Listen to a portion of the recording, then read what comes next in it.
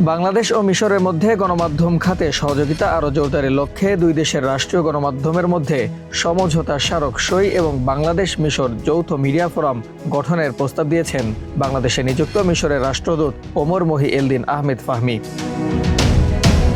বৃহস্পতিবার 9 জুলাই সচিবালয়ে তথ্য ও সম্প্রচার মন্ত্রণালয়ে তথ্য ও সম্প্রচার মন্ত্রীর কার্যালয়ে তথ্য ও সম্প্রচার মন্ত্রী জহির উদ্দিন স্বপনের সঙ্গে সৌজন্য সাক্ষাৎকালে তিনি এ প্রস্তাব দেন। সাক্ষাৎকালে তথ্যমন্ত্রী মিডিয়া ব্যবস্থাপনা নিয়ে বর্তমান সরকারের চিন্তা ভাবনা এবং গৃহীত বিভিন্ন কার্যক্রম রাষ্ট্রদূতের সামনে তুলে ধরেন। তিনি ডিজিটাল যুগে ভুল তথ্য ও অপতথ্য মোকাবেলার ক্ষেত্রে দুই দেশের যৌথ উদ্যোগের উপর বিশেষ গুরুত্বারোপ করেন। একই সঙ্গে তিনি মত প্রকাশের স্বাধীনতা নিশ্চিত করা অত্যন্ত জরুরি বলে মন্তব্য করেন। এ সময় মন্ত্রী দুই দেশের মধ্যে গণমাধ্যম সহযোগিতা আরও সম্প্রসারণে আগ্রহ প্রকাশ করেন। অন্যদিকে মিশরের রাষ্ট্রদূত দুই দেশের ঐতিহাসিক সুসম্পর্ক আরও শক্তিশালী করতে বর্তমান সরকারের সঙ্গে ঘনিষ্ঠভাবে কাজ করার আগ্রহ প্রকাশ করেন এবং জনগণের মধ্যে সরাসরি যোগাযোগ বাড়ানোর উপর গুরুত্বারোপ করেন।